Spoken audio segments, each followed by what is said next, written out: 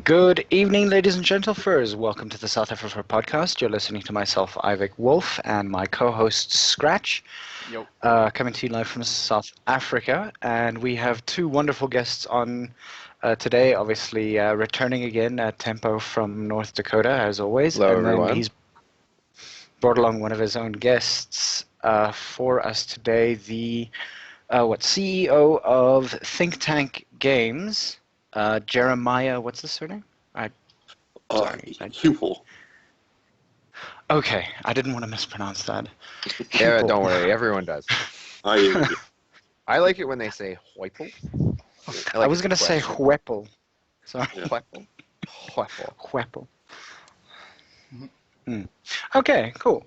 So today we're just doing a little bit of catch up with the North American furs as well as this is a fairly new venture, right? ThinkTank Games, or has it been going on for a long time now?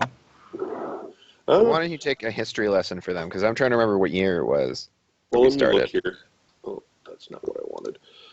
It's been kind of a pie in the sky dream that I've had for a very long time. But we worked on Nordguard the card game, which Right. is now in the mail, sent to you Yes. guys, and the Nordguard the card game expansion, and we're working on a new card game we'll talk about in a minute, and we worked on we're about to release a D&D module on Wizards official fan made stuff website for sale, and I think that's called Dungeon Masters Guild is the site. Is that the one? I believe that's what we had to read on, yeah. Yeah, and so then we worked on that Shipfolk game we talked about previously. Mhm. That was a think tank thing, and then we're working on. I think that's it. Oh no, the video game version of Nordguard. Yeah, that should be coming out. The video but game yeah. version of Nordguard. Yeah, Yes. in hopefully in July. But we'll talk about all these things after he gives you the breakdown of how old Yeah. the company is and whatever. Yeah, it all started on my couch in my living room in about 2006. As most Where, game companies do. Oh yeah.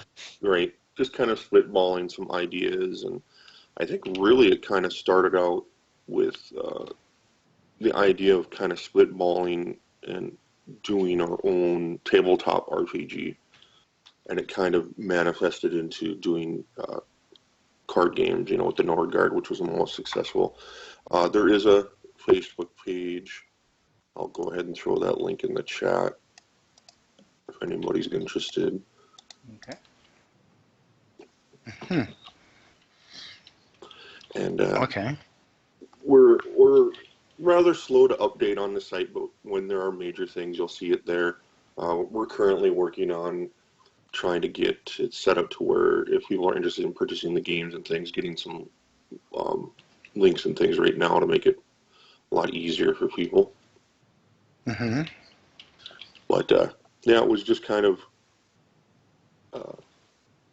sitting around and shooting the breeze and trying to figure out what we could do. And this Nordguard kind of came along, and it was an interesting way of doing things.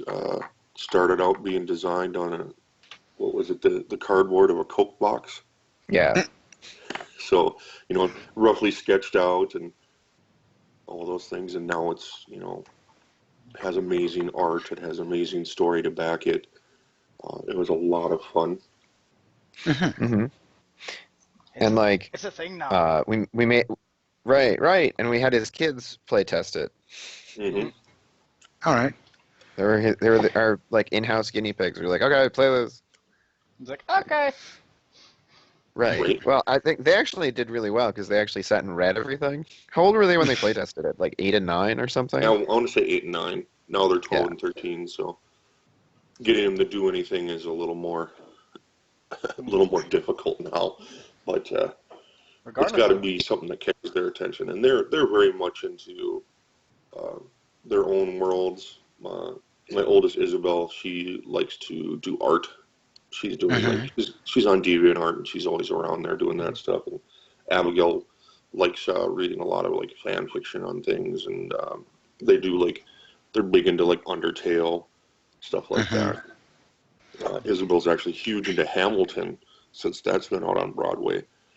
Oh well, of course. Was just like that's you don't think a 13-year-old would really get into that, but she loves the soundtrack and it's like she's learning some history on top of it. What can you say? You can't argue that. Bonus. All right. That's actually pretty interesting. So your children are involved in your work a lot of the way. Do you Like, ask them to help insofar you as- with anything, or is it just playing? I think we mostly like ask them to play the games to see if they make any sense. Right. Well, so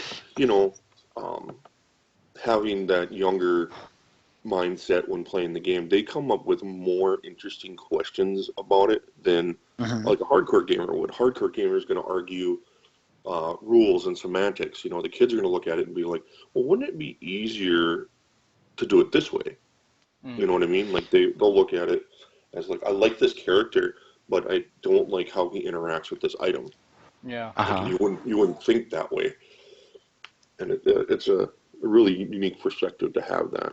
And also Keeps you grounded. also a younger testing pool just sort of, if they can understand the rules, then everyone else can. It's like, Right. Not to like degrade their intelligence, but I mean, if a younger person understands it, then obviously the design is good. Then the mechanics are solid. Exactly. Yeah. And it's the thing that Tempo and I had a lot of back and forth on is like we don't want to be putting ourselves in the boat where it's like, well, everybody dumber than me would ask this question. Yeah. You don't want to get into that because people, their intelligence ranges widely, but working with somebody that's a little younger, they get a little more excited about different things, and then you can kind of gauge from that too, because they'll surprise you. Like Right. the It's Hamilton thing. tough to predict. Like when we use the phrase like people dumber than me, we mean that like when people like we basically had this guy who runs the local like game shop, and we would bring the stuff into him and show him, and he would say, now I understand this, but people dumber than me would be confused by this. And like we would always check, and no one else had ever been confused by that thing he was concerned about, and so we would have basically dumbed down the game for no reason Yeah. if we Exactly. listened to it. And so now we use that as shorthand for, well, do we actually think people do we just think people can be confused by this, or do we have like data to back it up? Because Jer was also in charge of like the metrics for playtesting. If you want to talk about how that worked too. Well, yeah, maybe talk us through how you guys sort of came up with the way that the game is played, then the metrics behind it, then. Oh, well, metrics are like how the game like was play tested. The mechanics are how the game like would work. Yeah, I don't know if I still have that paperwork anymore, Nick. But I don't care. It was generally, you want to see, like, how quick will a game go?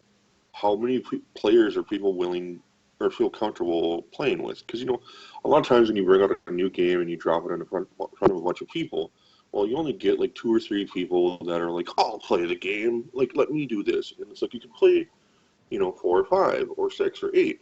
And you start out with a smaller group, and then you kind of see how fast that goes. And then people get comfortable and like, well, I want to play. Well, this is how many characters we got. Let's get everybody playing. Let's see how a whole group of people play it.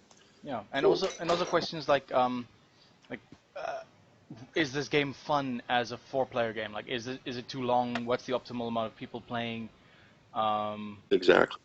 Like, are there character interactions that like break the game? All this kind of stuff. There's so many edge cases. Oh yeah. And you'd be amazed at how much of that does this break the game thing we do before we let anybody play it. It's kind of an interesting thing because we will kick back and forth on that a lot, and then we'll do,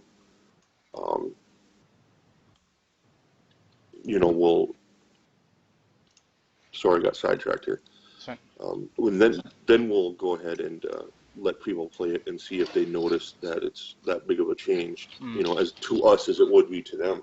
And a lot of times, people don't stumble across that right away. You have to wait to get all your data points in,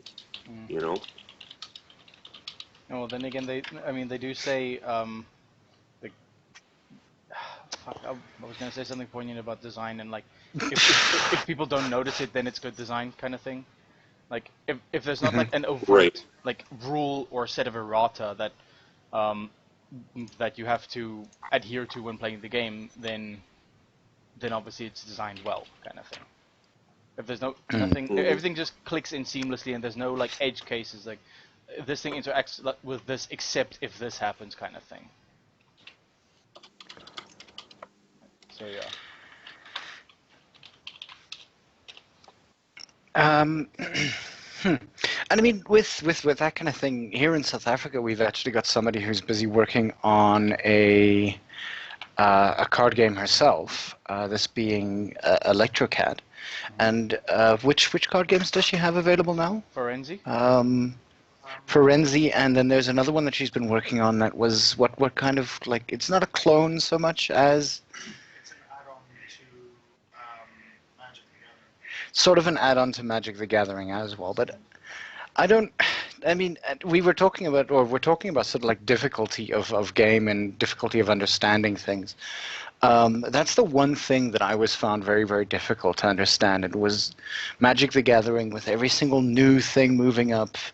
I love playing the game because it's just that it's more that, like, you know, I don't necessarily understand all of the blue rules, for instance. I can understand green, red, and black and white, and that's it. And I don't really want to play blue because half the time I'm going to play a card and I'm going to go, let's see what this does, rather than understanding what it actually sort of entails. Mm-hmm. That's my entire approach to Magic.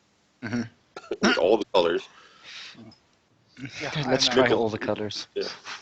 Blue can just fuck off. I hate playing it. Seriously, Okay. like, apologies if anyone listening plays Magic and predominantly plays blue, but fuck you. Just like pissing on people's dreams. I'm playing green and red. Like, I need fatties on the board, okay? And then when I pay 6 to put something big and stompy on the board, and you're just a mana leak. I flip my shit so quickly. I think that one of... Go ahead. I was going to say, I have decks that don't even have creatures in them. Yeah. Yeah. I was Not going to even say, like, my blue. strategy has always been, or has been in recent years, like, this is a game, we're playing it together, therefore my deck should be fun for the other person too. Yeah, So, like... that's commendable, but you also kind of want to win. So... That's where Tempo and I kind of vary against some of our friends. Like, I play to have fun. A lot of our friends play just to win, and it gets frustrating when you throw something at them and they can't wrap their brain around it because it's so different. Like a monocolored deck where everything costs 1. Yeah. Yeah, even I kick with those lately. Yeah, Like- and they're just like, I don't know what's going on. Like, you're moving too fast. I can't keep up with you. Even though it's just like little piddly things coming out. Yeah. Sheesh. No, like monocolor is nice and everything, but sometimes it does become a lot. I actually saw on Reddit, on the Magic subreddit, I recently saw a legitimate turn 0 victory, which kind of blew my mind. Just the fact that is an option in Magic is so crazy. Well, that's why you would have, like, you know, force of will or something, so you could stop people from doing that. But, like, because, like, force of will is like a, for the people less familiar with Magic, it's like you discard a card and lose 1 health, and then you can cast this card for free to counter a spell. But, like, a turn 0 win would be like, it's like before the other person even starts, which is no fun. Yeah, well, in this case, it was literally the guy played a fetch land, so then he tapped sacrificed the thing to go search his library for an actual land.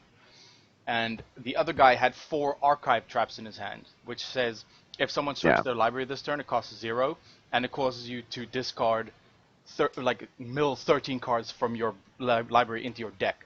13 times 4 is 52, minus his starting hand, minus the one thing that he was searching for is 0. That's pretty good. Yeah. I'm used to those turn 0 wins that are like, what is it? There's something with Channel and Fireball, Jer. Channel Fireball, yeah. Right, but you get, like, if you have an opening hand of, like, a couple, like, lotus petal or lotus blossoms or whatever they are, black lotus. Yeah. You have, like, Black 2 black lotus. Oh, right. lotuses and, like, a and a channel and a fireball, you can just hit them for like, Hit them for 1,000,000 in the first turn. you'll Right. hit them for exactly like 21 or something. I forget how it works, but you'll kill them instantly before they can you'll go. have 1 life left when you're done. Which is why they've taken it. Which is why they have taken out a bunch of the cards like Black Lotus and the Moxes and whatever. But like Right. from game design perspective, like that you'll notice they didn't take out Fireball. Like Yeah. Mhm. they weren't like Fireball's the problem, even though Fireball is vital for this to work.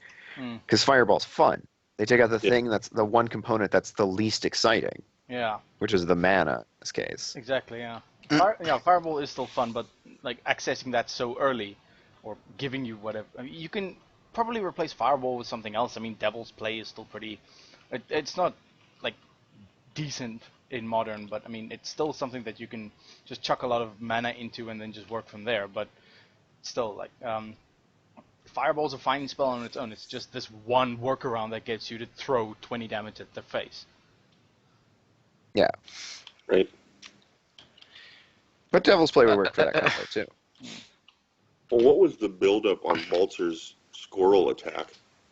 Oh yeah, so like Infinite squirrels. we have a friend who has who likes to build like infinite mana combo decks and then do silly things with them, like summon literally 1,000,000 squirrels, because you have to Yeah. specify a number in Magic. You can't just say I summon unlimited squirrels. Yeah. So they'll summon 1,000,000 squirrels and attack you. Mm. Yeah, that happens.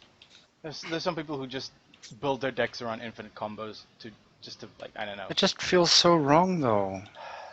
But then again, I mean, Keldon does the same thing. It's hyper annoying playing against Keldon when it comes to like no seriously. We'll play 4v4 Mhm. and oh yeah, no, we're friends or this or that or whatever, and it's pretty much like trying to play Monopoly, and not piss everybody off. But Yeah. so 4v4, and he would just sit back, not attack anyone, so nobody would attack him, and he would just build. And at one point, like, his turn took literally 10 minutes to explain. Wow. It's not fun. Yeah. Because, I don't know, like, and I guess it's as soon as we get our hands onto Nordguard, we're definitely going to play the absolute living. Crap out of it. Yeah.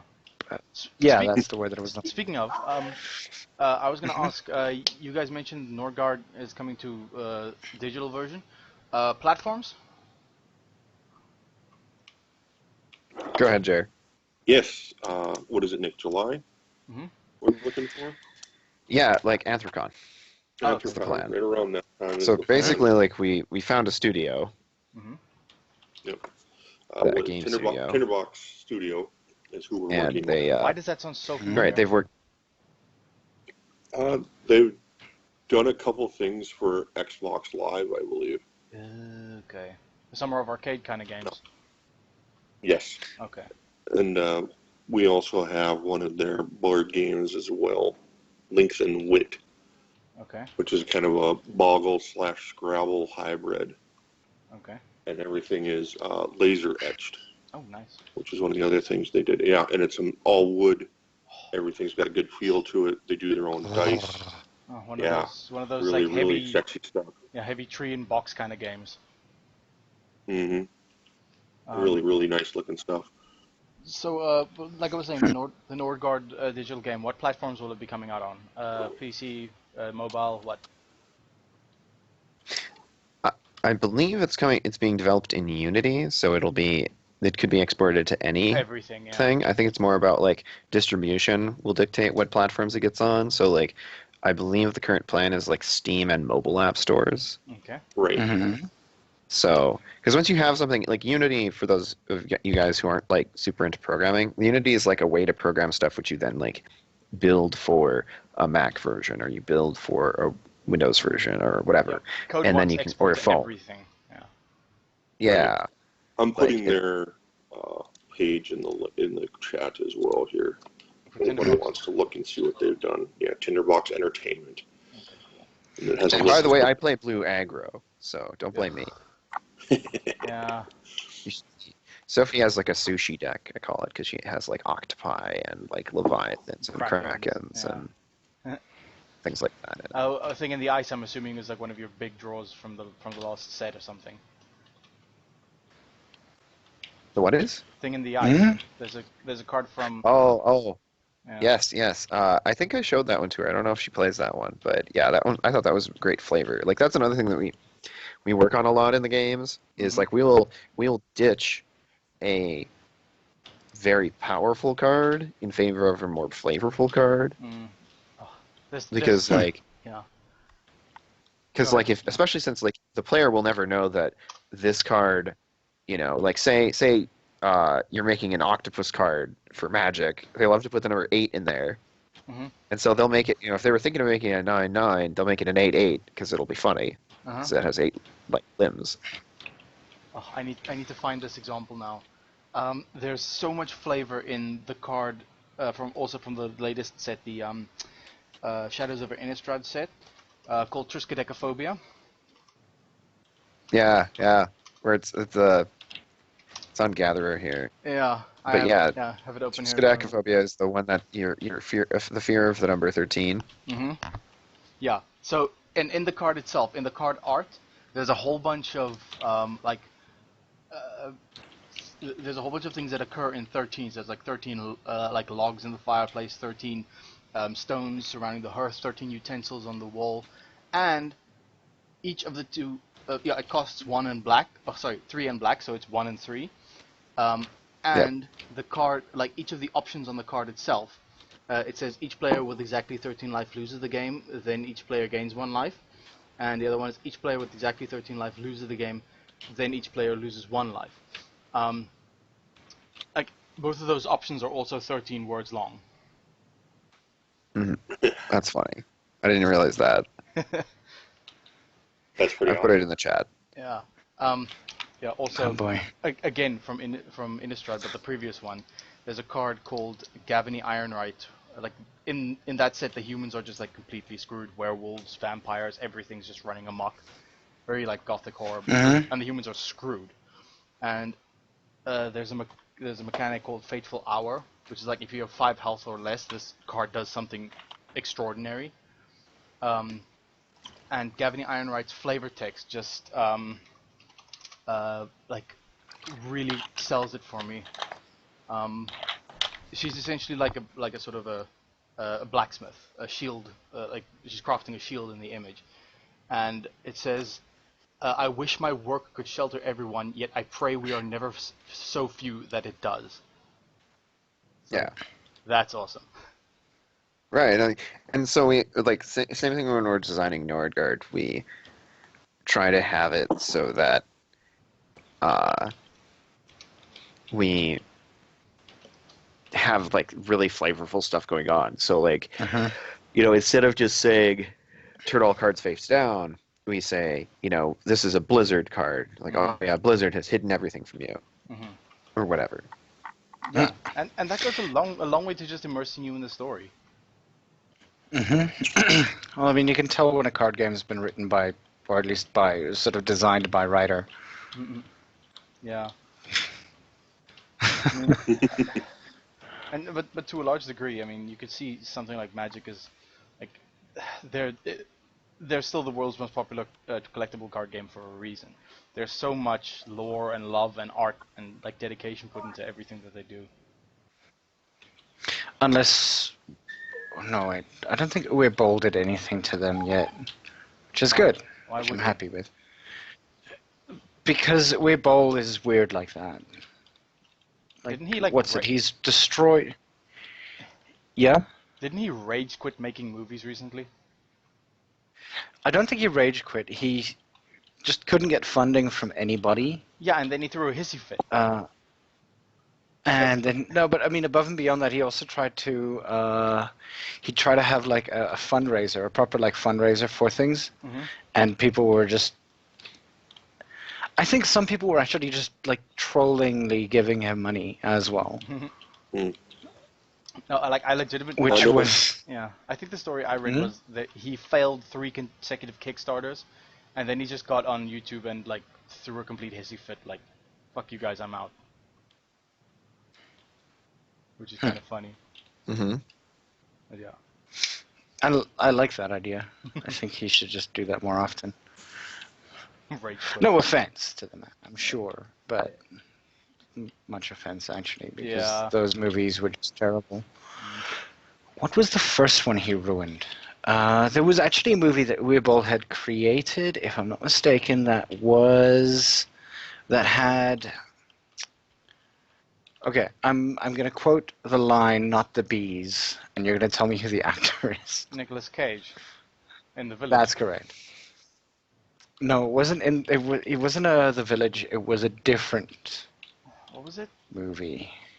It was a gamer movie, practically. Oh, I just saw something recently on this. Apparently, there were certain like tax laws in like Germany and other countries specifically that they could write off the cost of making a movie. Mm-hmm. So they would use that. That's why you get all these terrible gamer movies like House of the Dead and things like that. The Emoji Movie. Like they would be great movies, but they always seem to flop. Well, it's because what it is that if they make within a certain amount of money, they get to keep their profits and write it off. If it makes too much money, they lose that ability.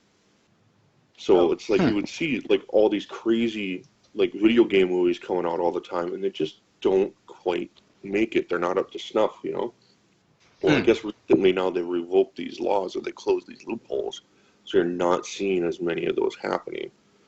So it's like you would actually see like American companies even would put it in their Germany distribution instead and have them make it there.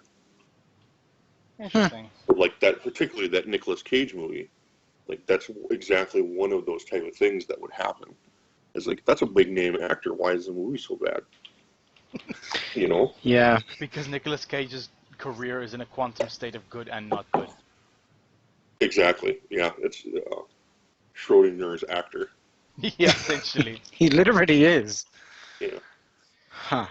It's just So like, when what it would comes to like sorry. your Go ahead. Mhm. I'm done talking about Go for Nicolas. it, go for I'm it. done talking about Nicolas Cage. Me too. But when it comes to like the lore behind your games and things like that, obviously with Nordguard, there is already like sort of a standing existing. But I mean, like, do you want to create the books and the like background stuff before you create the card game itself, or how's your next project gonna work? Right, and that's like the next project is going to be a little bit more like Nordguard. Like it's somebody else's intellectual property that we're building off of. Mhm. But to answer your question, when ThinkTank was just on my couch and we were thinking about doing tabletop gaming, we have kind of an idea. It was something we were going to either pitch to Wizards or to White Wolf at the time. I think it was more of a White Wolf kind of idea where we were doing like a post-apocalyptic gray goo kind of game where we didn't blow ourselves up. What we did is we got nanotechnology that got loose. Mhm. And it like has infused itself into humanity. So like a small amount of the population exists and everything else has been stripped down for spare parts. And then you get superpowers. Right. Yeah. That's And the thing is like a small group of the population are in perfect harmony with these nanobots.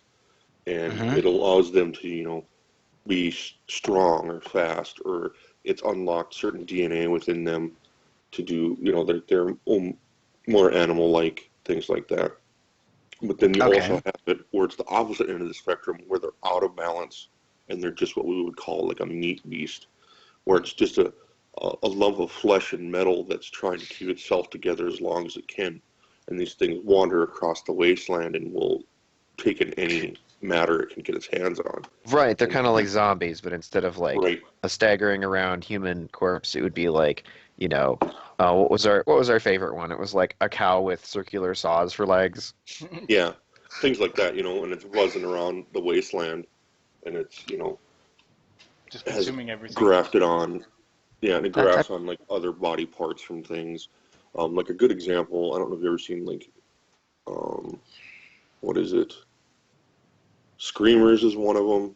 It's a good movie that kind of relates to that. And then there was another one. guy finds like a android head out in the wasteland and brings it to this gal, and she like attaches it to her artwork, and it comes back online and starts moving around. I think it's called Hardwire, is what that one's called, and it like tries to kill her and get out of the apartment and stuff. It's kind of an interesting thing where Is that an old movie? it kind of goes. Yeah, these are older movies. Okay.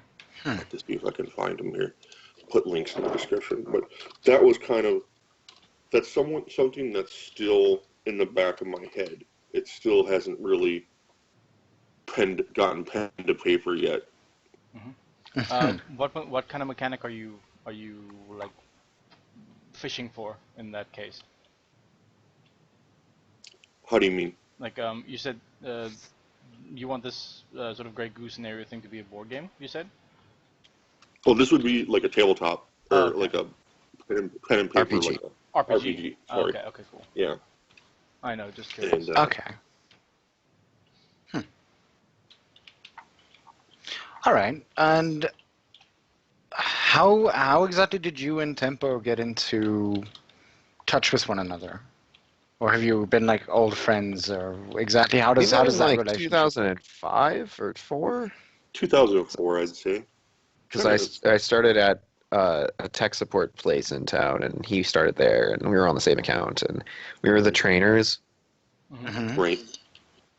Like, I did the Mac training, he did the everything else training. Yeah. I incorporated Is his it- into the actual training. Yeah, so we were tech support for an internet service provider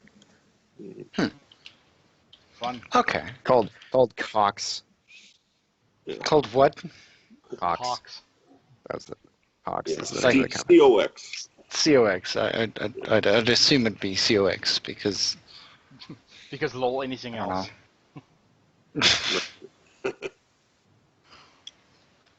couldn't it have just been something like Cox and Sons? Oh, that makes it worse, doesn't it? Yes, it does. Oh. Infinitely.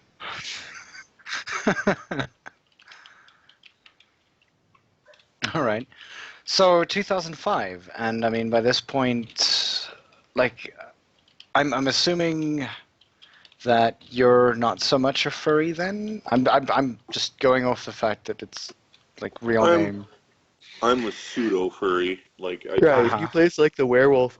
You Yeah, have a I'm- tattoo from the werewolf game, I do. from Werewolf the Apocalypse, I do. Hmm. It's the tabletop RPG. Yeah, you mentioned that a while ago. the Silent Striders is what it is. Still haven't checked it out though. I need to do that at some point. I need to just start an RPG campaign, but I don't think I have anyone who's sort of nerdy and committed enough to do something like that with me. My What do you flatmates- consider both nerdy and committed enough? Anyone who's willing to actually like play a tabletop pen and paper RPG. Like you know for a fact my flatmates aren't going to do that. One of them might. The other will definitely not. Because if he picks up anything other than a D6, he just like freaks out. Okay.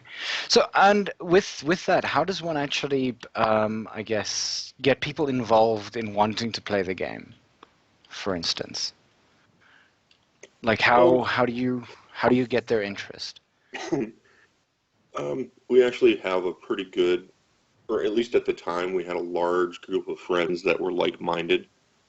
And what kind of happened is that happened back in 2006. ThinkTank kind of coalesced, and through the process of starting out as a Coke on the back of a Coke box, the rest of the people that were like, yeah, we want to do this too, and whatever, kind of shed away from that, and it just kind of ended up being me and Tempo. So, Like, because there were other people who were like, "Oh yeah, that'd be really cool to be involved in making games," and then they'd be like, "Oh, but I got to go play WoW," right. or Like they- "I have to They go like the idea, and." but they don't put the work in. Yeah. And I mean, Like, it is difficult to find people who are like, I'm willing to set aside my spare time and not play WoW or whatever the game of the month is, to sit down and spitball like Temple and I did to shape this into something that was worthwhile. And then it's like we could show it to those same people and be like, oh, that's coming along really good. you know, and then it's like eventually you get all the edges rounded off, and you have something you can go with, and then they're there to test it. It's like the whole the child's fairy tale, you know, who's going to help me make this bread? Mm. And only the one helps, and the rest of them are there to help eat it, and they're like, you don't get any to eat because you didn't help. Yeah. Yeah. Like we've had a couple of people that are like, hey, why isn't my name on this? Why don't I get a cut of this? Kind of thing. It's like, because you weren't there, you didn't help. Yeah, you didn't do jack. You know, exactly. Yeah. No, But I'm very much guilty of that. Like I have. Everyone has ideas for stuff they want to make, like novels or board games or whatever, but very few people follow through on that stuff. And I'm also like, so many game ideas I want to test, but I struggle to discipline myself to put the time into actually prototyping stuff. I'm very bad at managing my time in that regard. yeah, it is difficult. I mean, you can't always just walk away from your responsibilities. It's like I had 2 kids during this time. And I want to say, actually, the reason we were able to do a lot more, God, what was that? Right around that time, I just married my wife, and the kids were still very young. They're 12 months and 12 days apart. So she was ready to go back to work, and everything had kind of petered out at that job. Like, basically, we had trained to the max amount of people they needed, and they only needed supplemental training after that. So I ended up getting put on the phones taking calls, and I wasn't really like when you've been the trainer and you get knocked down that far, you're just like, this isn't really working for me. The manager I had at the time, I had a personality conflict with anyway, and I think I lasted about a month, and then I was done. And I stayed home as a stay-at-home father for about 2 years, so that helped kind of really get this moving because, when I'm not taking the kids to appointments or whatnot, I had the time to work on this. To do cool shit. Yeah. Right. Okay. So it's labor of love, I guess, would probably be the term, right? Right. Huh. Okay. And, jeez, I wouldn't be able to live with 2 kids. I'm sorry. It's different. I'll tell you that. All right. Okay. So, I mean, any tips and pointers for people who'd like to, I guess, go into making games and things like that? I think Scratch might want to have 1 or 2. But yeah. My biggest one that I could give you is those same people that are like, that's really cool you're doing that. A lot of times they also tend to be the ones that are their hardest critics. So you can't let them deter you. Like, you got to still move forward. Like, oh, that idea is dumb. Like, why would you want, dragons in space? Like, that doesn't make any sense. That's a dumb idea. Like, why would you do that? And you can't let those people dictate your motivations. Yeah. Right, you can't let them discourage you. Like, you should be the best. Okay, so like the best way to make good games is start like researching them, like picking them apart, the ones that you like, and start just making stuff and see how it goes. I recommend a series called Extra Credits. I love Extra Credits. I follow it religiously. It's in the chat. Yeah, no, it's great, and like we've like spoken to some of the people who make it, and like it's super cool, and like it's because I fanboyed at them. Yeah, same. And so like the are people shouting about Extra Credits in the background. What's happening? That's children being nuts. Here, Okay. I'll take care They of even that. watch Extra Credits. And, yeah, that was the thing. I sat down with them, and then like Nick had mentioned that to them, and they were like, "Oh my god, that's awesome." Yeah. So anyway, but I would say like, don't even if you don't watch anything else that Jared and I talk about in the gaming scene for how to like develop games, go watch Extra Credits and you'll catch up. But like in particular, things that I've found useful are like make things that you think will be fun, and don't try to get every idea that you've ever had for a game into one game. Mm-hmm. Like find like Make more your than one. right, like find what makes your game fun. Like find what makes like, oh man, that was really cool that we did that. And like just kind of build off of that. Don't try to be like, and it's like a resource management game, but it's also a, uh romance like video game / it's, There's, whatever. there's only 3 words of warning I can give for stuff like what can I call it? Like going out of scope, like a scope running wild. Yeah. And that's No Man's Sky. Right. Like that is the only like. Yeah, that game was supposed to be everything, and then Yeah, that's the only Yeah, real word of extra warning you credits have to would give call anyone. that like extra credits likes to say fail faster. Mm. Like you're going to fail and you're going to have setbacks. Just make sure you like are doing it fast enough. Like you're like I'm going to make like that's why we started like by cutting up a Coke box instead of like, well, we're going to craft each of these cards carefully and then before we even play anything. Mm-hmm. Right. Like, no, we were like foil them or whatever too. right, we're going to print them out we're going to design them on the computer, print them out. And we're going to, send them off to be printed somewhere, and we're going to invest all this time and money, and then we're going to say, oh, well, this is actually stinks, and we should change it. Yeah. And so, start playtesting immediately. So, like, cut up, like, write it down, just cut it up from pieces of paper or whatever, and just start playing it and see. Because then you can change it fast. Like, so fail faster, like, oh, that was bad, let's change that. I don't like that. You crumple up, throw it away, make a new one, like, whatever. Like, because we did that. Like, we have tons of cards that we like ditched or radically changed. Yeah. We have whole mechanics we took out of the game. Like remember we were gonna have like a system of caves and lanterns that was all intricate, and you needed a number of lanterns to go through caves. Right, and then like if you places. if you use the dynamite, it clashes the cave system into what you can use it anymore. Right. Things like and that. So like we were ahead. gonna have like a whole other team of players to play against you, so it would be like up to 8 players on one team and up to 4 or 5 on another. And like, then we were like, well, whoever has a group big enough like that they can get organized to actually play the game, and how long would it take to go around the table? And, so then we scrapped that and we made it so that the enemies all move themselves. Okay, no, that makes more Stuff sense. Yeah. No, it's very like interesting to see the like distance that those games come in the time that you develop them too. Right.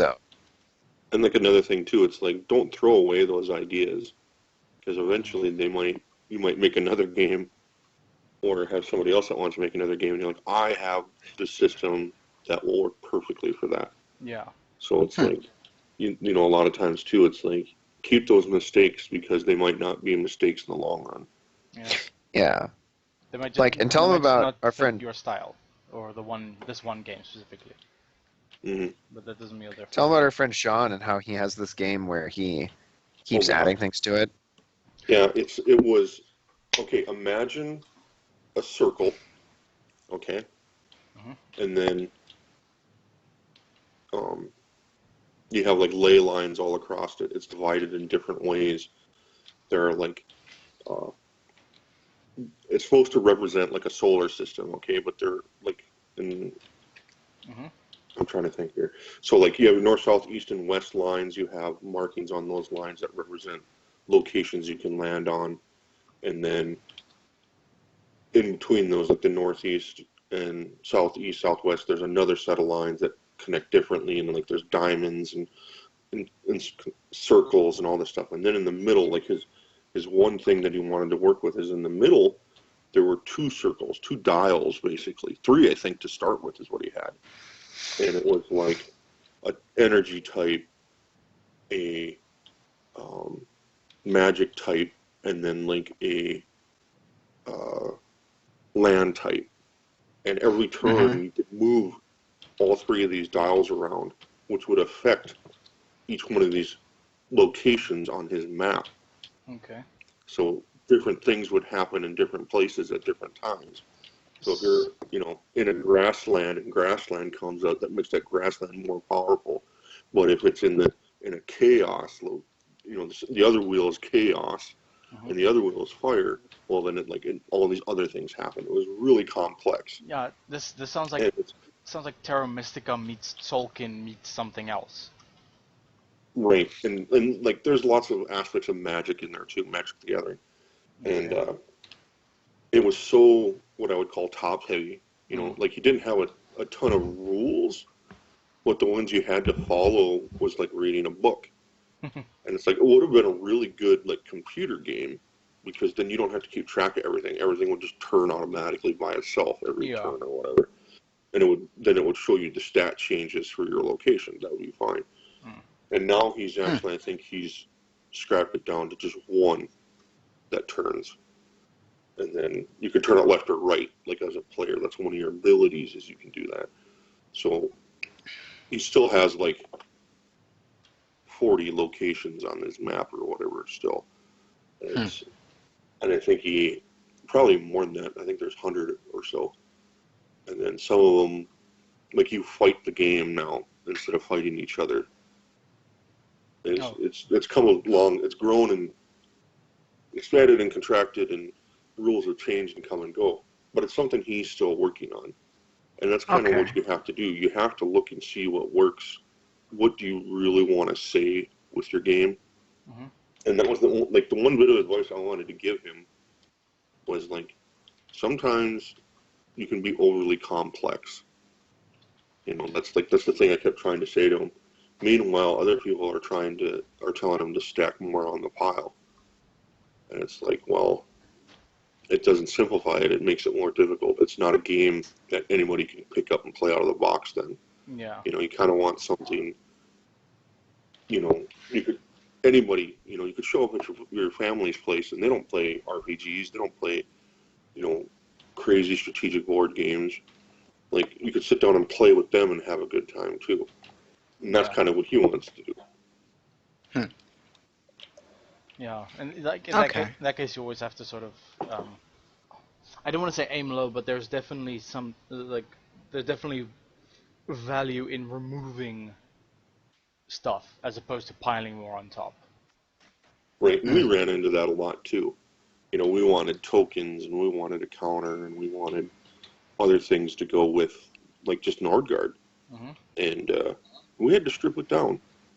We had to keep it simple because, a lot of that adds cost to the game and not so much adding value to the game. Yeah.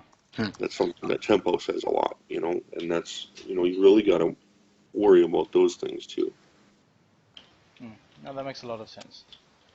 Value as opposed to cost as a measure of your game's quality. Right, like people, like you can, not to sound like a total hipster, but people like authenticity, for example. Like, they're like, oh yes, that's why people go like, oh yes, this is like authentic, like artisanal, whatever. Like, I only use like soap that's, homemade. I have a guy, like what, oh, well, I import all my honey from South America, don't you? Like, cause that's, it's oh, I only drink this weird obscure beer. I don't drink normal mainstream beer. I harvest my own cocoa people butter. like, right, and I wouldn't even From where? From cocoa cows. Duh. It's where we get our chocolate milk, obviously. Yeah. But anyway, the thing is, like, when people want to know that you cared about the game and didn't just slap it together. And so going, here's my, we made sure that the cards look very nice. Like, we made sure that, like, they all had high-res art. Like, we had times where we were like, oh, we'd like to use this picture, but we can't, Blotch can't find the high-res art of it, so we're going to have to scrap it and do another one. Sometimes that meant abandoning that card even. Like, oh, well, we just don't have good art for that.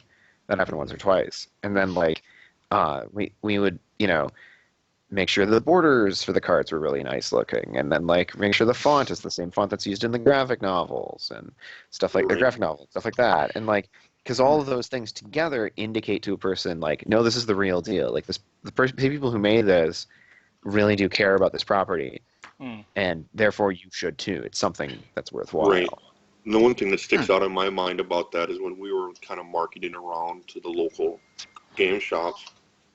Like we come in and we got like a cardboard box, everything's in it, it's shrink wrap, and like we're saying we want to sell it for this much, and the guy's like, well, let me put that in my other section with local homemade games, and they're all in like Ziploc bags. Yeah. You know, we're just like, whoa. And they're charging twice as much. Right, a Ziploc bag with like some dice and like a bunch of loose cards, or like a couple tokens, and you're like, oh. And here we are with like, you know, printed box shrink wrapped. All the cards are glossy, has custom dice, whatever. We recently moved away from the custom dice because it really slowed down production because we had to order from like Chessex, which is the dice manufacturer, and have them make the dice, then ship them to another location where the printer was, and then they would have to like sort them and like count them out and send them, then like print the cards and then package it all and send it to us, when it was really like faster to just have them put dice in it. Like, and so we just had them be like, yeah. So it's not that they were prohibitively expensive, like custom dice. Just it was that it slowed down production. No, they were like 33 cents a piece. Like, so I mean, it was like $1 or $2 added to the game, but it was just frustrating because they took it added like a month to production, even of a small run. Like, even if I wanted to print like 10 copies, it was another month in addition to like the month it already took for them to print and ship. Oof. Okay. And so, you know, because like there are places that would do it faster, but they charge way more. Yeah. And Chessex is kind of quality though, actually. Yeah, they do a lot of stuff for like Dungeons and Dragons and Magic. So, sort of, I guess, on a very similar thread here, the idea of supporting local has always been something that appeals to me quite a lot. I mean, at any chance that we have, we speak about our own fursuit maker and our own people who are actually doing like content creation. I mean, there's Contrast who writes as well. There was who's publishing now again? Soon, actually going to Anthrocon, if I'm not mistaken. I cannot remember his name. Yeah, we had him on the podcast recently. I know. I'm gonna hit myself. If you could just get that name for me. Honestly, can't remember. God damn it! I have a terrible memory. But yeah, speaking about local stuff. Yeah, but I mean, like being from, say, you know, obviously North Dakota and things like that. I mean, you've on several occasions said that like not much happens there. So being able to do that and be, you know, I guess on a state level, and obviously you want to move internationally, you want to do all of that other stuff. But what about, or what can you do as a person who needs to find something that is cheap? Advolf. Advolf. Thank that you. Was him, yeah. Sorry. So how do you sort of like deal with, say, dealing with bigger companies, for instance? Do you intend to go to bigger companies, or do you intend to keep it like relatively small scale, or how large scale do you intend to go? Well, I mean, it's actually pretty tough to break into the board game distribution market in the U.S. Like there are basically like a few big distributors. It's kind of like comics. Like there are a few big distributors who send to all the shops, and then if you can break in, you'll get some of the action. But even then, it's a kind of crowded market, and it's easier to just sell directly to your customers. I would say, as far as like keeping costs down, one of the things we've actually considered multiple times is, with every game we work on, we always have this. We run past our idea of printing on business cards instead of normal cards, because business cards are so cheap.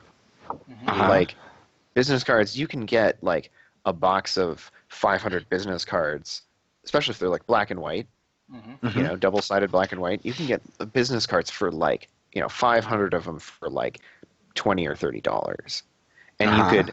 And so our idea that we've had was, well, we'll just make 500 copies of our game, and we'll order, however many, say that there are 60 cards in your game, you'd order 60 boxes, and you just assemble them all, and like we keep having this idea for doing this. We haven't done it yet because it's like, well, this game has pretty art, and it'd be tough if it were so small. But like if we were working on a game that like Cards Against Humanity that didn't have Yeah. art, Exactly. Mhm. That'd be the way to do it, keep the cost down. Or, and one of the things I keep saying too is like, if we had a good financial windfall of some sort, came into a lot of money, just buy, make our own dice or 3D print our own 3D figures. print, do all that kind of stuff. Mm. But, things have actually been going in the opposite direction, so hasn't been as viable as we would like it to be. Yeah, I mean, Well, and it's not as it's not as easy to like it's expensive to get into 3D printing, for example. Like it's still like minimum like $1,000. yeah. Right. And then whatever, But, printing Yeah, I tools and things you need to keep doing it. I mean, you can get the small sort of home scale 3D printing stuff, but you can't do anything nearly in volume on those things. It's like, oh, Right. I want a little desk toy, or I want to build a stand for my iPad or something like that. There's no way you can Right, do but I anything wanna like that print- at scale. Right. It's like it doesn't work when you want to print like a human head. Yeah. you Wait, know, that- or no. like especially if like you're trying to do something like fursuit wise, like you want to get your mask ready to mount everything on. Come to Like think if of you it, had a model of your own face, mm, you know. come to think of it, in one of our Telegram chats, I do actually believe someone is 3D printing themselves fursuit head. Mhm. For the life of me, I can't remember who it was or on which of these bazillion channels it is. Ivik, you might probably have seen it too, once or twice. Sorry, remind me what. I'm Someone's 3D like print. multitasking One here. of the SFers is Yeah? printing is 3D printing his own head. Adagio Wolf Spike. was Wolf Spike. Sheesh. Yeah. Oh, well, whatever. Yeah, no, there's a couple of I know that one of our furs has a 3D printer, and what's his name now? Dan. Not Dan Leo, but it is a Dan, Twisted Dan. Yeah, Twisted Dan, I think. Yeah. Twisted Dan has a laser printer, like can laser into wood and things yeah, like that. CNC cutter. Yeah, I actually have a gift from him where he like wrote my name in a piece of wood, which is actually very well finished and things like that. I just need to find a place to put it. I'm gonna put it over my bed at some point whenever if and when I ever own a house. Nice. That'll be the place it'll be. It'll be over my spot on the bed. Nice. And if the bed moves, I need to move that. Yeah. Okay. He was supposed to print me some meeple though, but that's or cut me some meeple. It was but, Adagio. Yeah. But yeah, he. Adagio with the 3D printer. I think the machine just sort of packed up or something, so I couldn't do that. Sorry, man. Meeples just break machines, eh? Well, it's difficult to cut that kind of stuff, and I mean, it's not really how you're supposed to cut them. You have a drill bit that scores the edges of like a rectangular, long ass piece of wood, and then you just chop it up to size.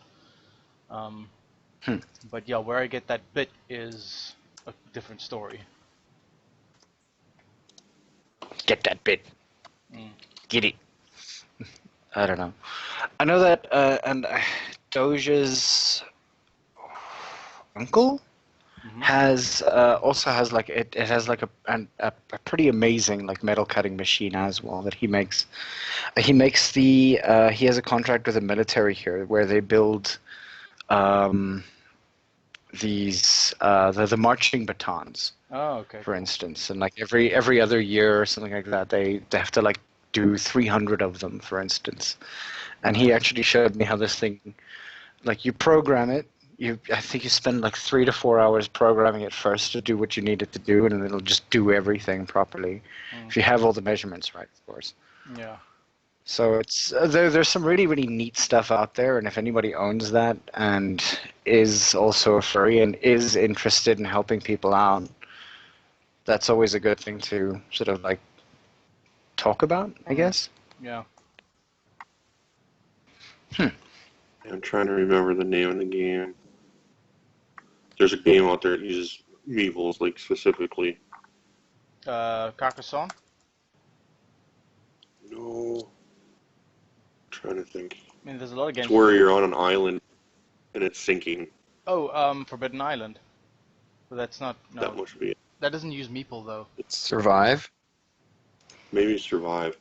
I'm trying to remember. Does it have little sea monster heads? Yes. Yes. That's Survive. Very good. All right. That's the other thing too. It's like you move in certain circles with people. I had a friend who was huge into like fantasy flight games, and they do a lot of like the Call of Cthulhu stuff and all these other types of games. And it's like we played a bunch of games, and then the guy kind of dropped off into obscurity, and we don't really talk to him anymore. It's like I don't have that new influx of games every month, you know. Yeah. All right. I guess spent an inordinate amount of money on board games throughout my years, but yeah. You have an entire like 3 shelves dedicated to board games. Just 2. For now. For now, yes, of course. There's so many that I still want.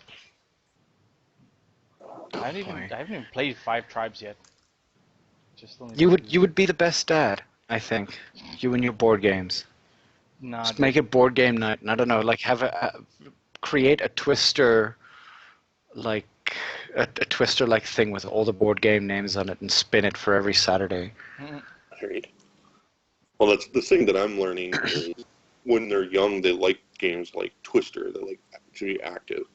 So it's like we had like Dance Dance Revolution or whatever they could play, and now that they're older, they want to play games, you know, where they can sit down and do stuff. Like Undertale, like they'll play Undertale, or they'll play. Occasionally, Abigail picks up one of the Elder Scrolls games and starts playing that or whatever. But it's like I have all these other games I try to get them into, or I have like 6 or 8 bookshelves of books that I'm trying to get them to just read.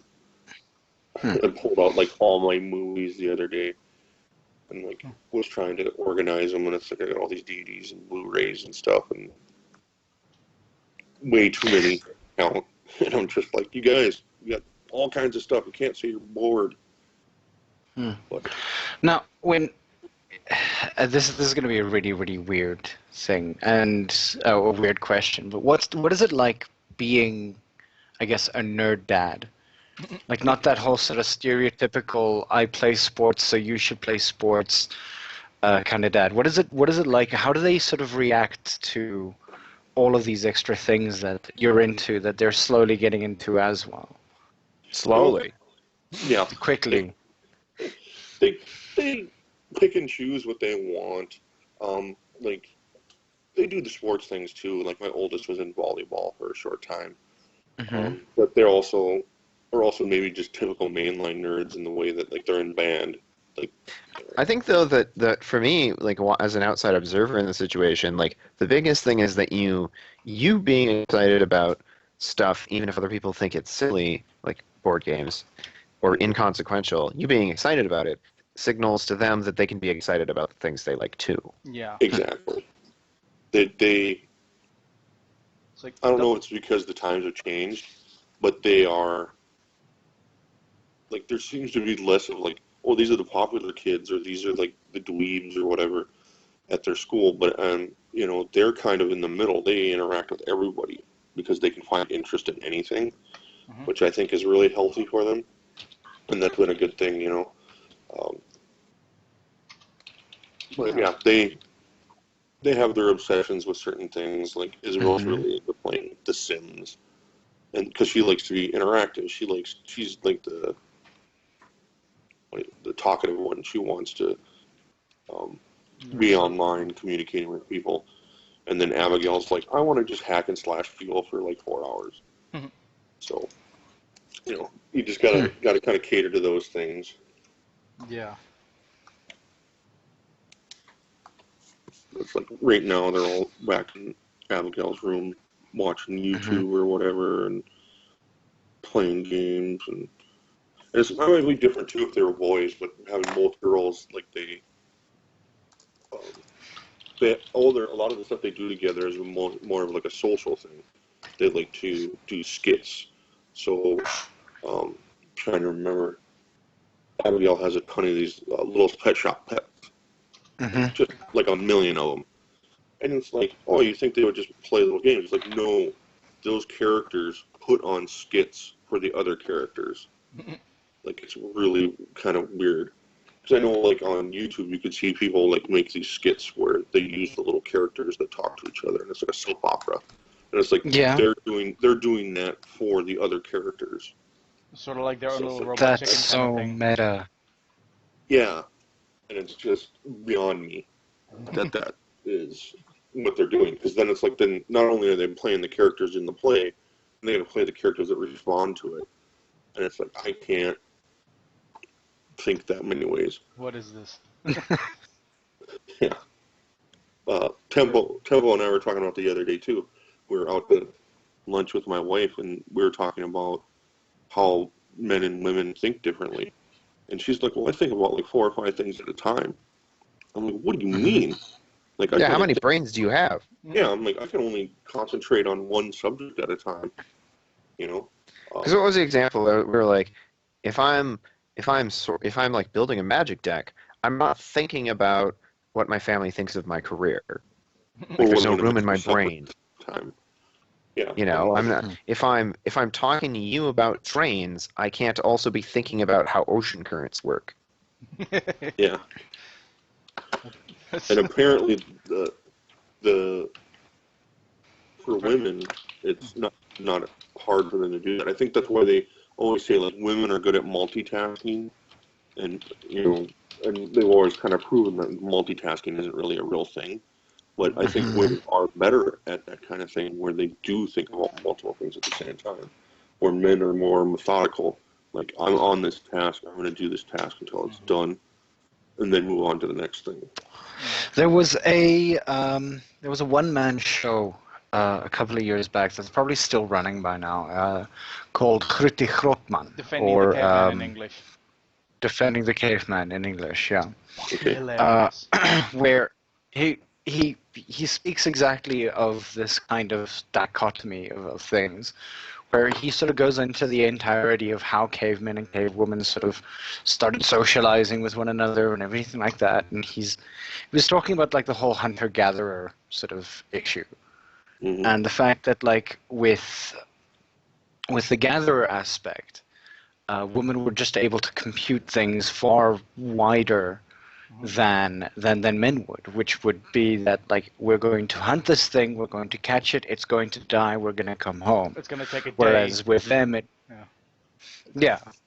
going to take a day, we're going to do this is what's going to happen, this is the plan, 1, 2, 3, it happens, if it doesn't happen, we come home, but meh. Yeah. And for them, it was like, okay, these berries, those berries, these things need to be with this stuff. This is poisonous. This isn't poisonous. So I'm pretty sure they have. Yeah, these aren't ripe yet. So like all of these things sort of like coalesce to that kind of perspective, and it's very satirical. But I mean, I guess what's it? I was always told. It's stupid statistics. 7%. There's around about like there's a little bit of truth in every joke. And yeah, I guess that's also pretty interesting to sort of take note of. And I have no idea where I was going with the rest of this. I just thought that would be interesting to talk about. Right. Well, it's, as the human condition, it makes a lot of sense having to develop that and we kind of match each other in that aspect or whatever. But it's just, I don't know. I mean, like, I know that a lot of people in the furry fandom, probably more often than not, don't necessarily have children. just yet, or are there more than I know of? Because that's a statistic that I've never actually seen. Right. Um, Well, that's another so, thing to get into as well, is like, why is the cost of adoption so high? this is That- true. Why is it so difficult, actually? It's very, Right. very difficult to have. I mean, if you, what's it? In South Africa, I know that our laws have changed a lot in respect to adoption and a whole bunch of things. And I know that there are people who are sitting there knowing that they can have kids or don't necessarily want to have kids and would rather adopt. Mhm. And the rigmarole that you have to go through, I mean, the idea that you already have to have a baby room made up for the kid, you have to have this, you have to have that, you have to have this thing. Then there has to be a family that has to be chosen that is similar to the thinking and ideology that your family is like, so that they can. It's this massive rigmarole, and then you see, what's her name? Angelina Jolie just randomly going to Africa, adopting a child, coming back with them, and like literally just doing immigration in her own way. Right. Well, I mean, well, money greases those gears for her too, I'm sure. Mm. But then it's like you see places. This isn't really adoption, but like in the Netherlands, I believe, like if you have a child, like they send the child home in a box, and this box has all. It's like it's a bed for the kid. It's you get diapers and like all the kind of stuff you need to keep the kid going for like a month. They don't care that you don't have that room built yet, Wow. you know. And it's like I know I want to see. I saw that on Facebook the other day. One of the states here in the U.S. was talking about doing that as well, because it used to be like you give birth and you're in the hospital for days. Now it's like you're out. If there's no crazy thing going on there, like get out, go home. We don't have room. We don't have room or the facilities for you. Yeah. And it's like, I think like it has a lot to do with the healthcare and things in different nations as well. But adoption, I think, is a big deal too when it comes to that. When there are so many children that are, I guess, either being left without parents or, say, without an active father or without active. I mean, it's insane that one would think that like we have more orphanages than we have kids that are being taken in. Right. Well, and that's the thing too. Is like I think you kind of hit on that too. It's like you have a two-parent situation where one parent has the child, and they've left the relationship with the child's other parent, and now they're in a new relationship, and this person wants to be the legal guardian, legal parent of that child. Even that adoption process can take years, takes a lot of time, especially here in the U.S. And I think that's ridiculous too. There's too much red tape for people to have to deal with. I think they should do like a background check, make sure you're not like killing people or whatever. Yeah, or a child predator, Exactly. which seems to be far more prevalent in America than it is anywhere else that I've heard of. Mm-hmm. I mean, how does that even happen? Maybe it's just the news, the scare tactics in the news, dude. It could well be that. They never report on the people who don't molest kids.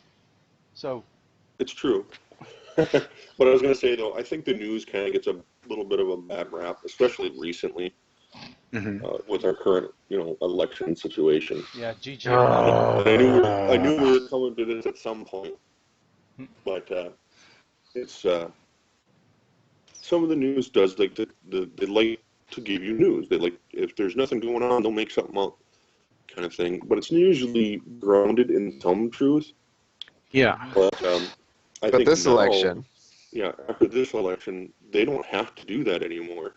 They don't have to be like, man bites dog. Like, you're not going to see that article anymore because it's like, okay, the government's doing this now. Yeah, like when on Holocaust Remembrance Day, Trump banned Muslim refugees and all refugees for 90 days, or no, 120 days. Mm-hmm. Like, no refugees, even people who have green cards, who are legal residents, are, being rejected, like turned away, like sent back to war zones. Like people who are already vetted, have been waiting 2 years to come here. And it's insane. Like it is. People who've gotten married and they still have their green card, haven't gotten their citizenship pushed through yet. If they were vacationing somewhere, they're screwed. Mm. But now, like, the ACLU has kind of gotten on that and is working I toward, read that article earlier. yeah, they're trying to get things where at least the ones that are waiting can get Well, and like, through. here's my deal. Like, because someone on Twitter was like, "Well, geez, Tempo, didn't you know that Obama didn't let very many refugees in either? Hypocrite much?" Was basically the argument, and I'm like, dude, first of all, like, I don't saying, well, people were being kind of shitty before, isn't an argument for being more shitty now. Mm. Right.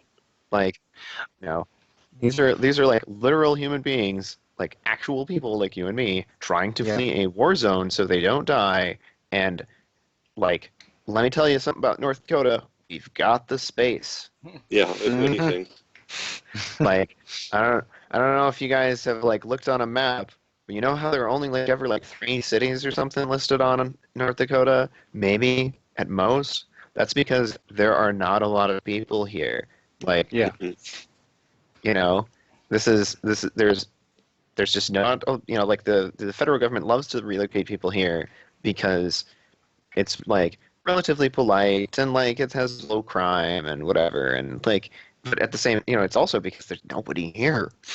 And Right. so, And it's miles between towns most times too. Yeah. And I like, mean, I have met our entire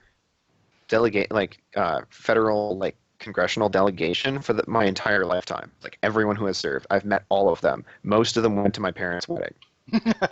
Wow. Like Wow. that is because I'm very well connected. That is because there are like 5 people here.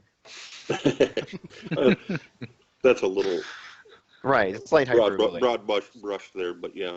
I mean, you know, But another thing too, like I haven't traveled a lot in my life, and last year I went to Louisiana. That's where my wife is from. But it's like here in North Dakota, you're like, oh, there's the next town. We'll be there in about an hour. Like you can see it that far away because there's very little trees. And then it's like you get down in Louisiana. We're up in the northwest corner, up by Shreveport. I don't know if you're familiar, but when you get out there, it's like you can't see anything, and it's like you take the next exit and there's a town. It's like you come around the corner and there it is, and they're all like a couple miles away from each other, but you don't know they're there. But like here in North Dakota, it literally is. It's like, okay, that's the next town. We'll be there in about an hour. We got to drive to it. It's that far away. It's like, and there are smaller towns scattered around, but you know, the major cities, like places that have hospitals, that's where the population density is here. But we're expanding. Oh, sorry. Like, there's that joke about like the Netherlands being like the crime in the Netherlands being so low because if someone tries to mug you, you can see them coming a mile away. I'm assuming that's the same reason why North Dakota doesn't have that much crime. Well, yeah, and there's just it's also like we have like a lot of North Dakota's small towns, and like it means that it's not that you don't have crime, but you have different kinds of crime because like you would be able to readily identify the person who committed the crime if they were from your town. Basically, yeah. And well, like you guys had touched on that before too. It's like, well, what do you guys do there for fun? You know, basically, well, one of the things that is rampant here is drug use and alcohol abuse, because that's all there is to do. You know, that's what the kids are into nowadays: meth and booze. But anyway, no. So, but my thing is like, you have to understand that like, okay, so like these refugees, like, it is insane and immoral to turn them away. Like, we have already, like, Canada has like what, 1/10 of the population of the U.S. or something, and they've taken in far more refugees than we have, and they're taking in more, and like, that's crazy. Yeah, didn't Trudeau like recently announce like because of America's ban on immigrants, like Canada will happily take them? Yeah, because like somebody has to, because Trudeau's like he sees the writing on the wall that Trump is playing into ISIS's hands, willingly or not, like knowingly or not. He's doing exactly everything that would help them, and help Putin, in every case. Like, destabilize the U.S., cause people to question the electoral system. Say make an us versus them thing with the refugees, alienate NATO, alienate Mexico, alienate everyone who isn't Russia. Like, it's completely insane. And like, I don't know if he's just stupid or if he's just being manipulated or what. But like, it's completely insane. This is why when we talked so many times about the election, and I was like, no, this isn't a time to fuck around. Exactly. We don't want to fuck around on this one. And people were like, what? Well, I heard Hillary Clinton's a pod person, and fucking, she, just like I heard that Hillary Clinton, used a private email server, and I'm like, yeah, she did. But you know what Trump's using right now? Fucking private email server and an old, outdated phone. Won't use his, like, this is on like CNN and stuff. Like, won't use his, like, black phone or like his secure phone. BlackBerry, yeah.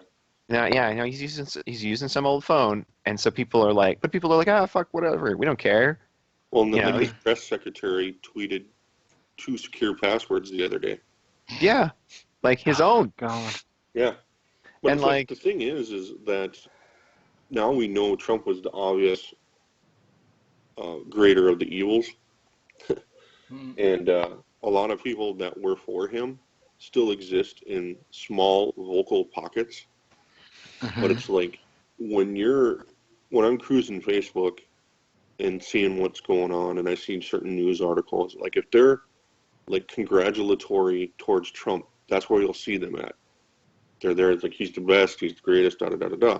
You go to one that's damning him, like one will show up in there and then get beat over the head with the facts, and they're gone right away. Like they don't come in and try to defend him.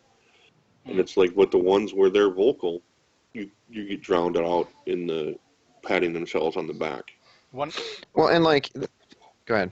Like one of the things that really sort of hit home the magnitude of people's, like, how uninformed some people are, like some of the voters are, was the fact that someone sort of was praising the fact that Trump's going to get rid of Obamacare, and then a friend of theirs pointing out that they are on Obamacare, to which they replied, no, I'm on the ACA, I'm on the Affordable Care Act.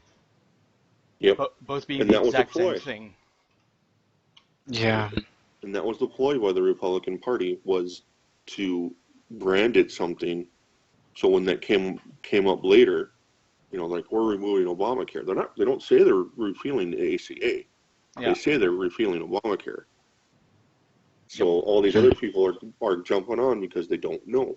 And I really think that the majority of these people that don't know this stuff are the same people that are, they're working their butts off to try and keep what they've got, and they think they've got their candidate. But they're so busy working, raising their families, they don't have time to, like, read the actual news, or they're only listening to the ones that are supported by their candidate. Yeah. And I think that's what, you're kind of whitewashing everything in that respect then. Where it's like, if you only get your news from here, you don't do any investigation, you don't know what a fact is. You have your alternative facts. Like, that's not healthy. Yeah. Although, kudos to America for wanting to crack a book and getting 1984 on Amazon's bestseller list this week. Right? Yeah, kudos. One thing I've been frustrated. Sorry to, like, it's like, it was on IO9, I think. The article just read, 1984 becomes Amazon's bestseller when America finally decides to read a goddamn book. Like, that was the title. Yeah. Yeah, you were saying? Sure. Oh, just that, like, one thing that frustrates me is the arguing in bad faith is what it's called. Like, when I tweet about anything that's like, guys, this is crazy, inevitably some Trump supporter, usually within the furry fandom, because those exist for some reason, because we have people here falling for him just like anybody else, anywhere else. But like the people go, oh well, explain why you feel that way. And like this is a really insidious one. I'll be like, okay, well this. Well, explain what part of that. Okay, this. No. That doesn't mean that. I disagree with how you interpret this one word. Why does it mean that? And I'm like, and it'll go on forever until you give up and they declare victory. And like for me, that's one of the most insidious ones that I hate the whole bunch. Is like when someone does that, because I end up just eventually going, "You're intentionally wasting my time." Yeah. Like, Yeah. and like I it's one of those things. But like at the same time, like we just had the largest protest in U.S. history, like the Women's March. Like we just had the largest protest in U.S. history, and like around the world, people were protesting too. Right, and what was that? It was like 2.53 million people. And funny enough, that's the amount that Trump lost the popular vote by. Yeah.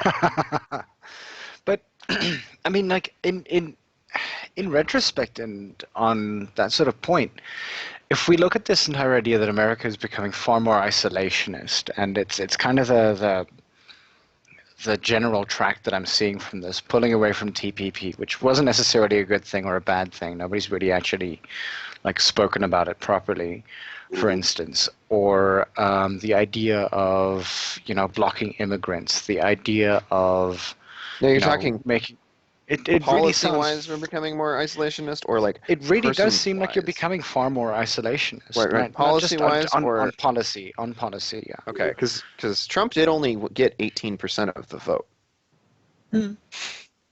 of everyone who was allowed to vote. Trump won 18%.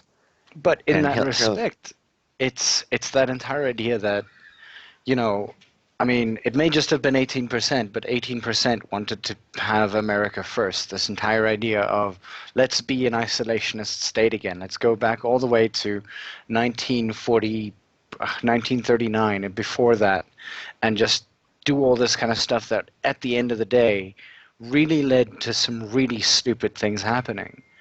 I mean, it's that kind of like mentality that if it wins every single time, I mean, and it's not just America that's done this. It's the same thing with Britain. They've also become an isolationist state. They're going to go towards the whole Brexit thing, and it's really just going to destabilize, I guess, the more powerful currencies. It really will. Well, for Right, one, well, the Brexit thing, I will believe it when I see it, because first of all, they have to understand that the Scottish Prime Minister, for example, has said, if you leave the European Union, we will leave the UK and rejoin it. And same, Ireland, Northern Ireland doesn't usually need much of a push to start talking like that either. And so they're like, we'll just rejoin with Ireland, and then I think that anyone in charge of the UK would not want to preside over the dissolution of the UK. And so I will believe it when I see it. And again, that was the oldest and most reactionary part of the populace. You didn't see a lot of young hip people out being yeah. And that really just says to me that young people need to go and vote. I was about to mention that it seemed like everyone of an older demographic wanted to split, and I wouldn't be surprised if they break the U.S. elections up to age demographic, it's gonna show the same thing. A lot more. Oh, it already does. Yeah, a lot more red. Republican votes, red votes in older camps. Yes. Yes. It's I'm gonna die soon. I might as well just leave this another fuck up for someone to clean up. The biggest troll vote on earth, literally. Yeah. Well, yeah, and people going these kids. Right. Well, what it is, and I think you can lump Australia in there too with the United States and the UK or Britain. They're kind of been doing the same thing too, but it's all these places have in common too is they deny climate change. And they speak English. Right. And they're shaking No it. one in the non-English speaking world denies climate change. Really, Exactly. like Because they live it. Yeah. I mean, like, it's South Africa. I mean, like, the vast majority of our education is done in English, and I hope that they continue doing that because, and Scratch, you might disagree with me on this, but get rid of Afrikaans out of schools because it's not a international language. As a It can't be. It's not useful. It's not conducive. I mean, to in anything. academia, it would be. I would certainly say like retain it, like so that when you Mhm. get to like college, you Mm. can take, like because you don't want to like lose the language. Just No, Yeah. but you don't want teach in it. no like Yeah. I can see the point in that, but like Right. and then, Well, like the thing is, let me interject here. We have a large um, Native American populace in North Dakota too, and I'm trying to remember. I don't think it was necessarily here, but there was, like, we've lost so many of those languages to them.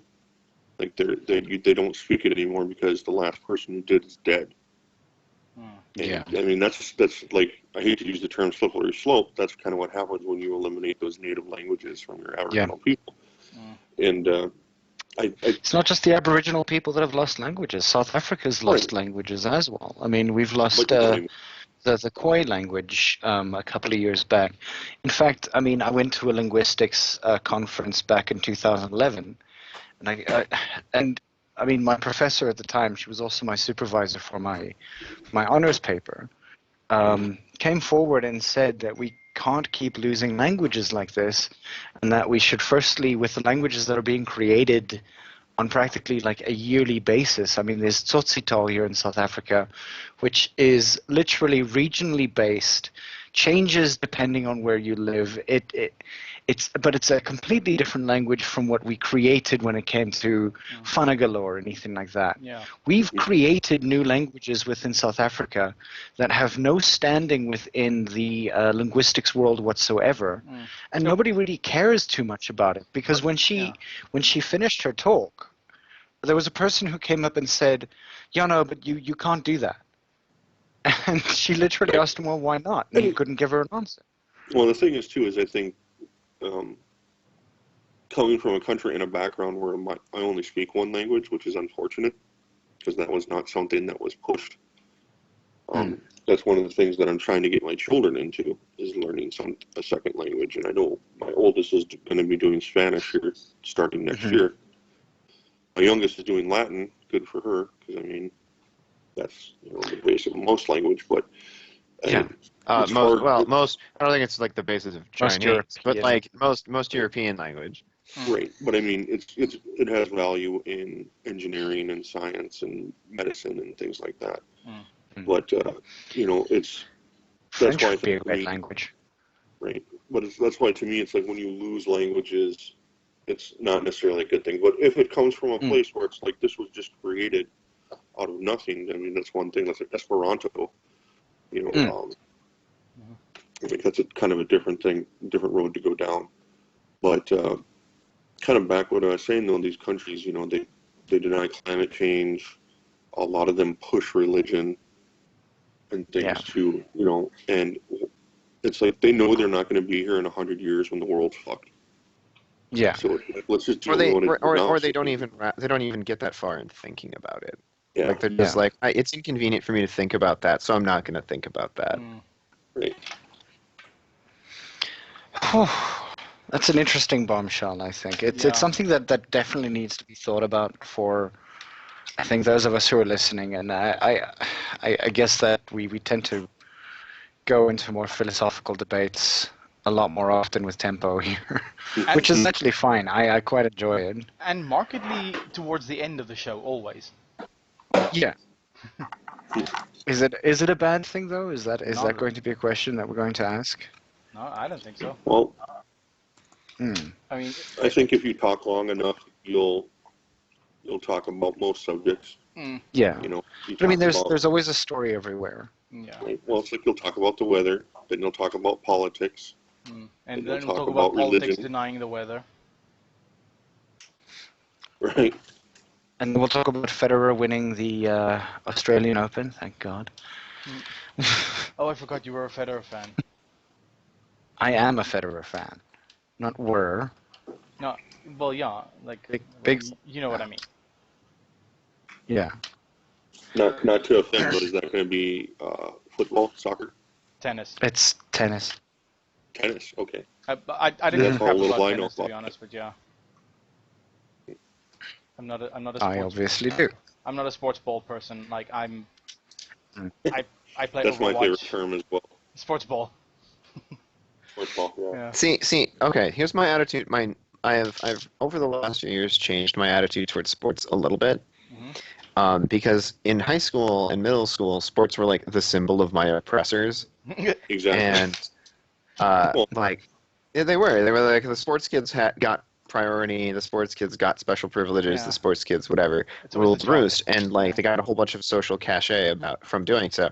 But like now that I'm an adult, I'm more thinking along the lines of, well, I would rather have people get excited about sports and use that as a basis for their, like, an outlet for their tribal instincts than feeling that way about nations or races or something or religions. Yeah. Like, I would rather have someone be like a diehard, like, fan of Packers supporter. the Packers or someone, rather and expend their us versus them energy that way than be like, boy, I really hate brown people. Mm. Yeah. But I think Well, I I mean- think they still go hand in hand, though. Well, Yeah. I mean that's an interesting discussion to have. Like, do you think that people who are into sports, like, do they get distracted from that, or does it just foster that us versus them mentality? Well, I There think was a Caesar who mentioned that if you keep them occupied, then you can rule the roost. exactly, and that's one of the things too. Like going back to what Nick said, like yeah, it kind of represents your oppressors in high school. If you're not into that, you're not physical Mhm. enough for that. And unfortunate for me, I didn't grow into my frame and stuff until I was about done with high school anyway. So it wasn't really an option for me. But it's like if you grow up from that perspective, you see like, why are we spending so much money on this? Why Yeah. is the football team always going to state when they can go to state and they don't need to do any fundraising? But every year the band wants to go to Japan, they basically have to start fundraising the year before. Yeah. And then it's like, these all our national sports and things too. It seems to me it's more of a distraction to keep people like don't watch the news kind of thing. Everybody's worried about who's going to win the Super Bowl, not so worried about these refugees stuck in airports all over. Mm. Or Yeah. climate change or whatever the hell. But I mean, in that same Well, sense, climate here in change, South Africa, try to get funding for our national hockey team or our national archery team, Right? which Or your bobsled. it just doesn't happen. I mean, like, you want to get us, you made South Africa national team, great. Try to get to Hungary. I'm sorry, we can't really fund you. Mm-hmm. I mean, Doge actually has an amazing story about that, where his mother made it to nationals. She came in Hungary second, and she's been performing very well as an archer for the past couple of years as well. In fact, the year that he went to nationals when it was in South Africa, he won that, and then his mom also placed first, and then your brother placed second. So, I mean, you're looking at these people who are very, very good at what they do, Mm-hmm. but can't get funding to go outside of the country to actually, do what they need to do. Mm-hmm. Exactly. I mean, And now when this- they do, Yeah. get out and they show that they are good, then you get a Exactly. little trickle of money, don't you? Not even. Not even. Like, again, so this was 2013, she places first. 2016, she goes to the Hungary and she places in South. She gets money from the town that she stays in Mm.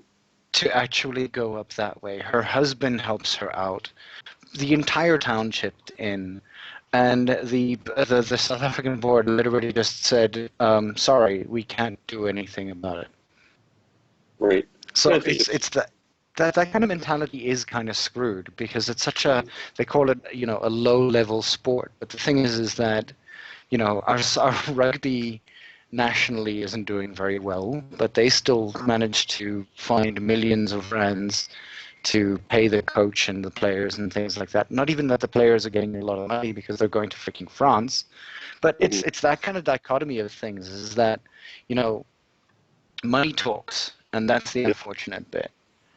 And whatever brings, your Castle Light and your Heineken, fuck Heineken. Sorry, no offense. I really hate that beer. Like when, what was it? The soccer.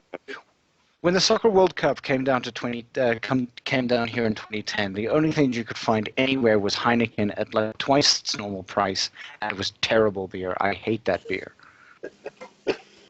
Well, like I was just about to say, I don't think I've ever actually had it.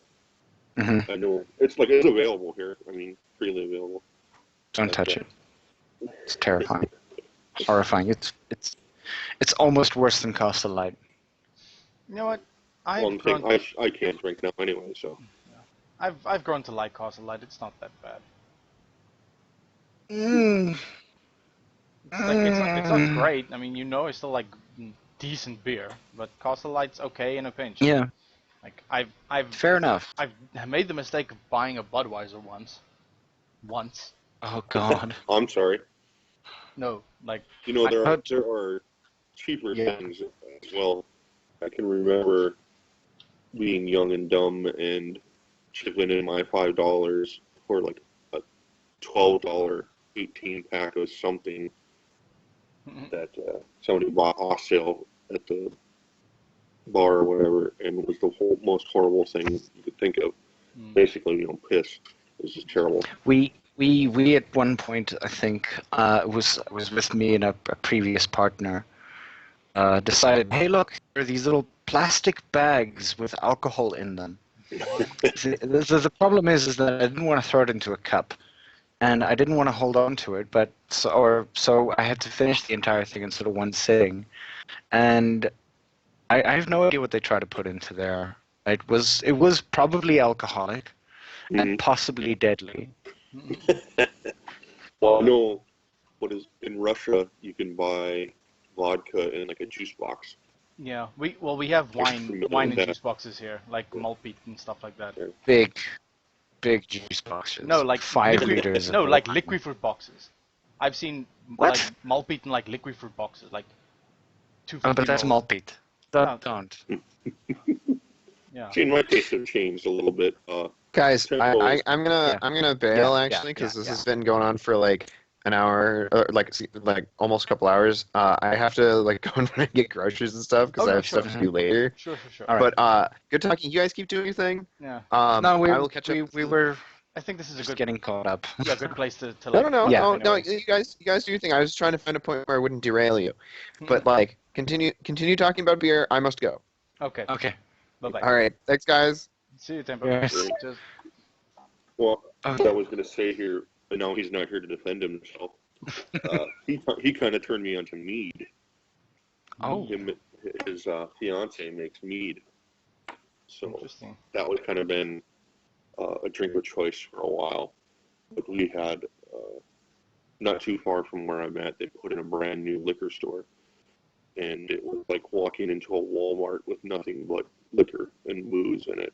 There's a place near my office that's like that. It's just a playground for anyone who loves beer because there's imported stuff. There's like a million local microbreweries that you can get stuff on. Yes. I literally found a dark ale. Let me find the photo of it. I'll probably post it somewhere.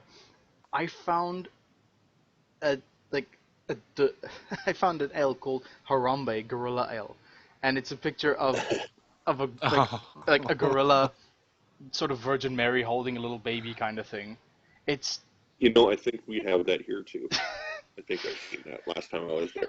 I keep thinking like, God damn. Was it any good though? I didn't buy it. I didn't get it. I didn't buy it either. I'm pretty sure I can get it again like soon, but when memes become beer, that's when like the world's derailing. Oh yeah. Or working? It's either or. Look, I mean, yeah. Anyway, Don't let your memes yeah, be I need to get dreams, run. Yeah, something like that. Yeah, so we're probably going to end this here. We Yeah. don't want to sort of keep our guest waiting for too long as well. It sounds like something's exploding in the background.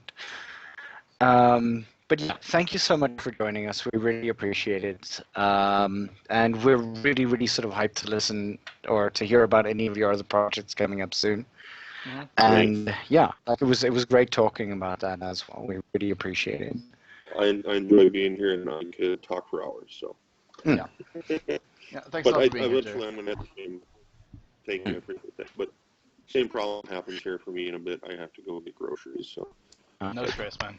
it just is that kind of day. All right. But yeah, anytime, you guys. Happy to be here. Sure. Awesome. Awesome. But I'm just gonna do the thanks for the people who have been in the chat here. I'm gonna start from the numbers. So there was a guest 801. I'm pretty sure that's Doge.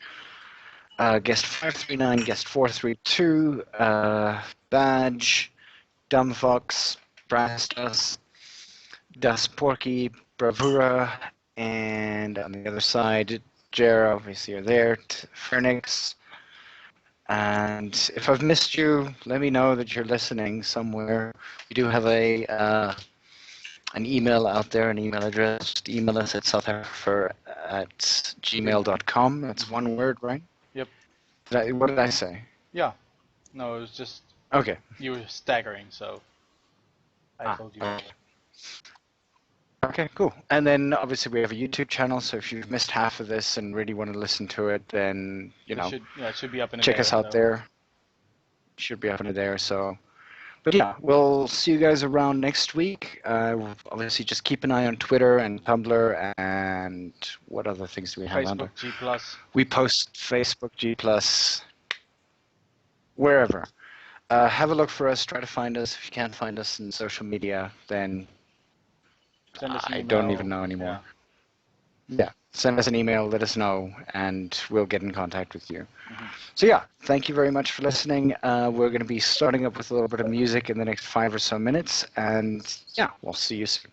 Cheers, everybody. Cheers, guys.